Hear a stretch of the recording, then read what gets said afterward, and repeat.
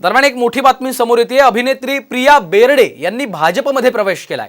प्रिया बेर्डे यांनी उपमुख्यमंत्री देवेंद्र फडणवीस आणि प्रदेशाध्यक्ष चंद्रशेखर बावनकुळे यांच्या उपस्थितीत नाशिक इथं भाजपत प्रवेश केला।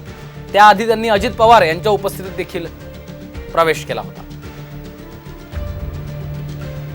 अभिनेत्री प्रिया बेर्डे यांनी भाजपमध्ये प्रवेश केलेला आहे। प्रिया बेर्डे यांनी उपमुख्यमंत्री देवेंद्र फडणवीस आणि प्रदेशाध्यक्ष चंद्रशेखर बावनकुळे यांच्या उपस्थितीत नाशिक इथं भाजपमध्ये प्रवेश केला।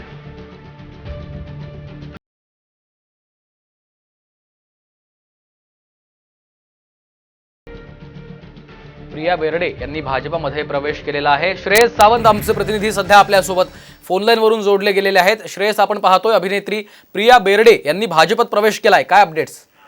खरं तर भाजपमध्ये प्रवेश केला ही खऱ्या अर्थानं सगळ्यात मोठी बातमी आता एंटरटेनमेंटसाठी आणि राजकारणासाठी बनावं लागेल। कारण एकूणच आपण बघितलं तर लॉकडाऊनच्या नंतरच्या वर्षी आपण बघितलं तर प्रिया बेर्डे यांनी राष्ट्रवादीत सुद्धा प्रवेश केला होता, जिकडे सुप्रिया सुळे यांनी त्यांना प्रवेश करून घेतलेला। पण आता भाजपमध्ये जेव्हा प्रवेश केला ह्याच्याबद्दल आता त्यांचं काय मत आहे ते आपल्याला जाणून घ्यावं लागेल। कारण एकूणच जर बघितलं गेलं तर राष्ट्रवादी मध्ये जेव्हा त्यांनी प्रवेश केला होता तेव्हा सिनेमा क्षेत्रातली अनेक कामं त्यांना करायची होती, पण ती करता आली नाही, म्हणून ते भाजपमध्ये येतात का, आता तो सगळ्यात मोठा प्रश्न उभा राहिलाय। निश्चितच धन्यवाद श्रेयस या सविस्तर माहितीसाठी।